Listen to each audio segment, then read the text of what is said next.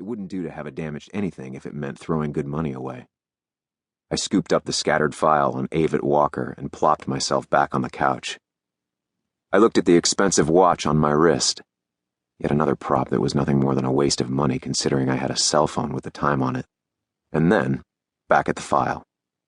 It was still early enough in the evening that I could call the young woman's father, letting him know that without someone to pay her bail and without a permanent address for her to be released to, she was looking at a decent amount of time behind bars until we had a preliminary hearing date.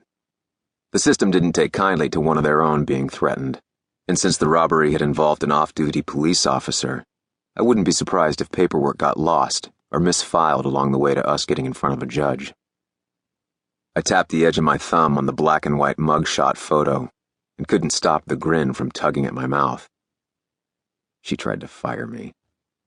She was 5'0", a lifetime younger than me, had multicolored hair that had seen better days, wild eyes that couldn't decide if they wanted to be green, gold, or brown, while dressed in convict orange and obviously scared out of her ever-loving mind, yet she still tried to fire me. If it had been any of my other clients, the cop accused of sexual battery, the frat boy accused of manslaughter over a bet on a football game gone wrong, the middle school teacher accused of pedophilia and having an inappropriate relationship with several of her students, or the pro football player accused of domestic abuse, I would have tipped my proverbial hat, wished them luck while I cut my losses, and walked away without a backward glance. People always committed crimes.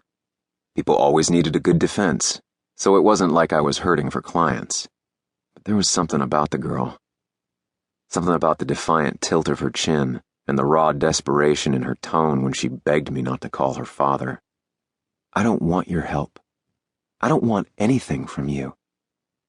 She sounded like she meant it when she said it, but I figured she was too young and too scared to know exactly what she wanted or needed. Regardless, it was still refreshing to hear. Everyone always wanted something from me, and my help was usually the least of it.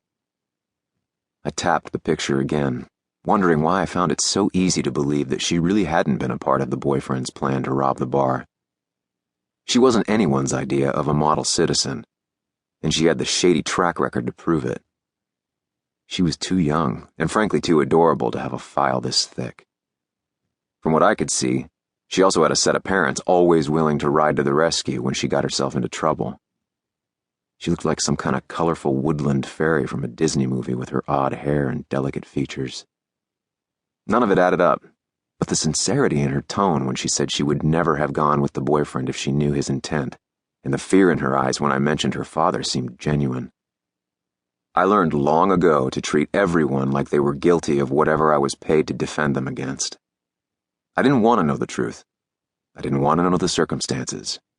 I wanted my clients to listen to me and let me do my job as I tried to convince the rest of the world they were innocent, regardless if they were or not.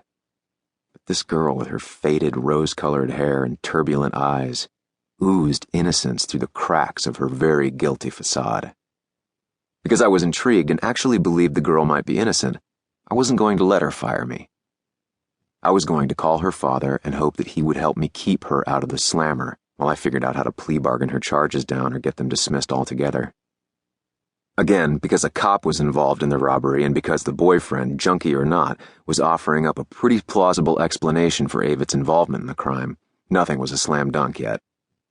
I was going to help her, whether she wanted me to or not. I found the father's contact information in the file and dug my cell phone out of my pocket. If he wasn't willing to help the girl out, I was going to call Asa and see what my former client thought the next best course of action should be. I didn't often take on cases based solely on referral, but I truly liked Asa Cross, and he was another one of my clients that I actually believed was innocent when I was hired to help him out. If he was willing to pay my admittedly hefty fee to help this young woman out, I knew he would want to know if she was going to end up stuck behind bars if dear old Dad didn't step up to the plate. I pressed the number into the screen while continuing to stare at the grainy mugshot, and wondered why I wasn't letting my assistant or one of the paralegals at the firm make the call instead. A deep voice rumbled a curt hello in my ear, and I tilted my head back on the couch, so I was looking at the exposed ductwork that crisscrossed the ceiling of the loft. "Is this Brighton Walker?" There was a grunt, and then, "Who wants to know?" I almost